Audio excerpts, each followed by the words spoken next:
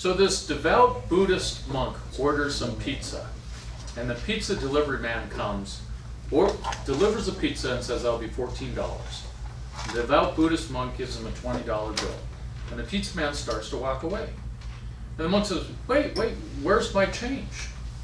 And the pizza man turns around and said, as a devout Buddhist monk, you should know that change comes from within. Would you say that's a bad joke? No, I said I saw it a mile off. But Oh, okay. I just delivered it poorly. That's what you're saying. You're right. This book by Jordan Peterson, I have read this cover to cover. I absolutely love it. I strongly recommend it. I gave another speech on the first chapter, and I'm now going to give a speech on the second chapter because there's a lot of chapters in here and there's a lot of material for future speeches.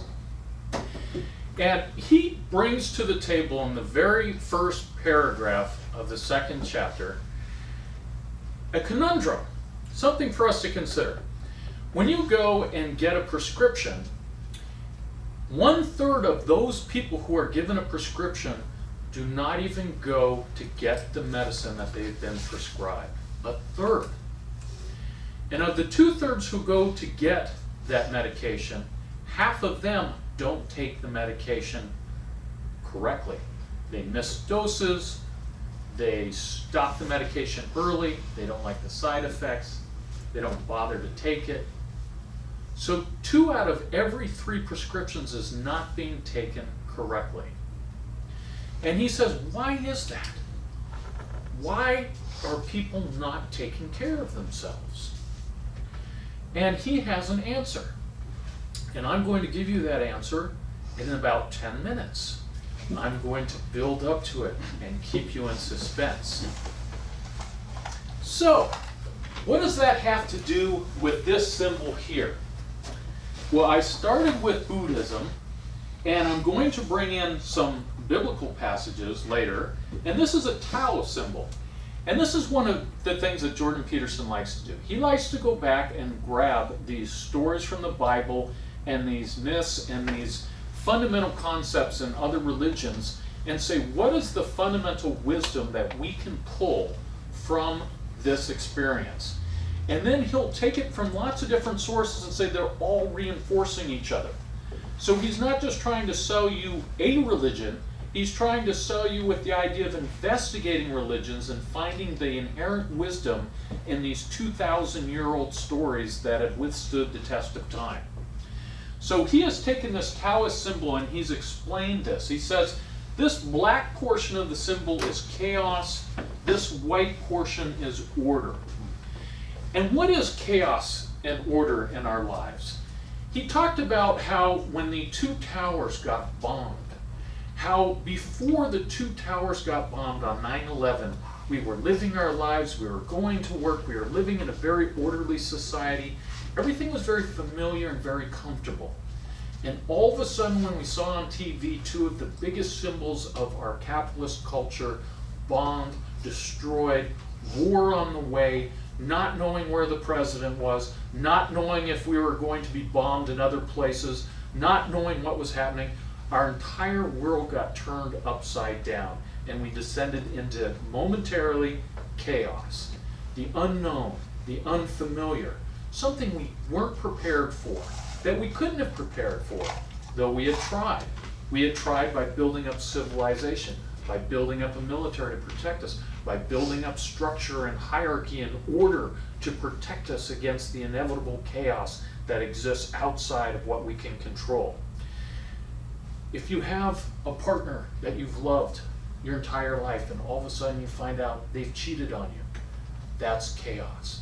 You re-examine everything in your life and you say, when were they cheating? Could they have been cheating this other time? Could they have left me over here? Every time they said they loved me, could they have been lying? Totally destroys your world. Makes you re-examine everything. Chaos is the business partner who embezzles from you and leaves with all of the money and your business ends up in bankruptcy. Chaos is even smaller things like finding out that one of your children may have something that is a birth defect that you can't do anything about. It's finding out about cancer. It's finding out any number of things that can completely change your life. And order is what we do to try and protect ourselves from that. It's civilization, it's hierarchy, it's status, it's a good high-paying job, it's friends that we can go to when we need them, if there's something that we need to borrow, or we need help, or we need advice. And order is something that protects us from the unexplored. And yet, just like there's a little black dot over here, and just like there's a little hidden white dot over there if I was a better artist, there's a certain amount of chaos in order, and there's a certain amount of order in chaos. They're not totally separated. So you'll find that order can get too far out of line. You can have bureaucracy, the epitome of order that prevents any type of creativity or any type of entrepreneurialism that leads to stultification and decay. The Nazis believed in order. The goose step is a prime example of order. Order can be taken to the extreme. And chaos, there's some good portion of chaos. Chaos is discovery. You go off, you discover a new world. It's chaotic. You're exploring new territory, but you're finding neat stuff. It's innovation. It's what you don't know. If you want to expand order into chaos, you go into chaos to find what you can grab from it. Innovation, entrepreneurship, new ideas. A lot of the people in our society who write or who are in entertainment live over in these chaos. You know their personal lives are a mess. How many of them do we know who end up dying at age 30 from drug overdoses? And yet they have a vision that we are interested in when they publish their books, when they publish their movies, when they have their great music. They live in this world and they try and help bridge the gap between them. So there are some benefits in each side. And our goal, or the Taoist goal, is to try and live on this line, to find the best of both worlds. It's the path that they try and propound as a meaning for life.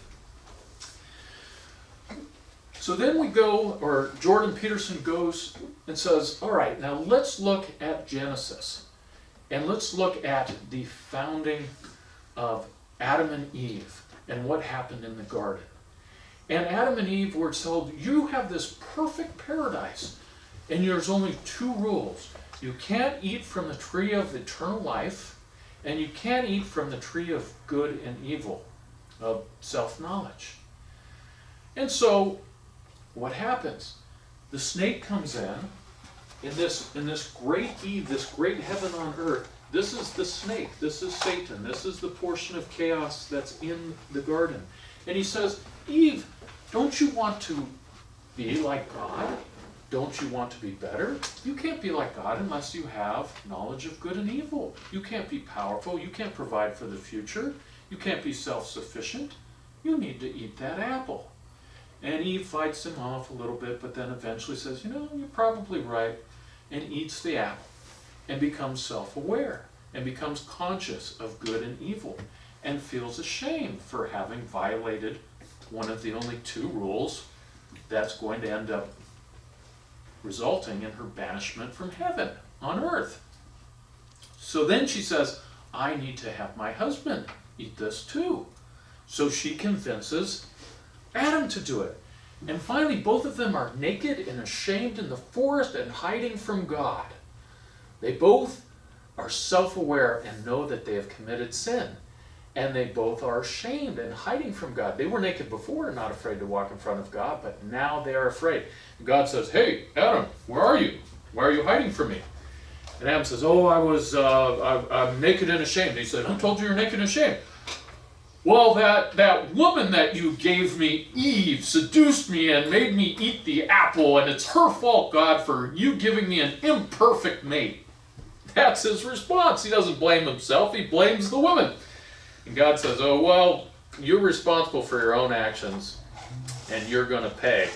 For the rest of eternity, you're going to have to struggle to try and get food out of the earth. You are going to pay a price for your sin, and you will now struggle and sweat in order to achieve. And you, Eve, by the way, you also are now going to give childbirth with a lot of pain. A lot of pain. It's interesting you talked about that. And I wish her luck trying to live a medicine-free birth experience. We tried that too. I hope it works out for you.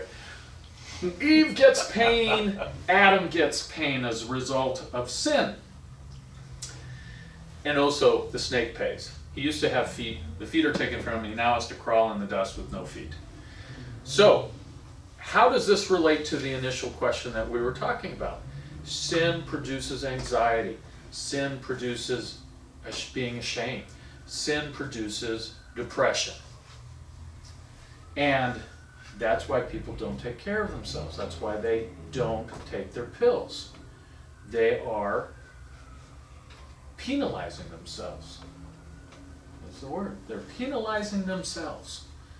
Because just like God punished you to try and get you to redeem yourself, to give you a way into heaven, these people are penalizing themselves too. Maybe not in an attempt to get into heaven, but just because they think they deserve it, because they think they're unworthy. And what Jordan Peterson recommends is that we take a path of meaning that can shield us from the chaos that exists in the world, that allows us to endure the type of difficulties that we run up with by having the strength that comes from an inner meaning, a meaning based on living your life to do good, to avoid evil, and to take care of ourselves. Fellow Toastmasters.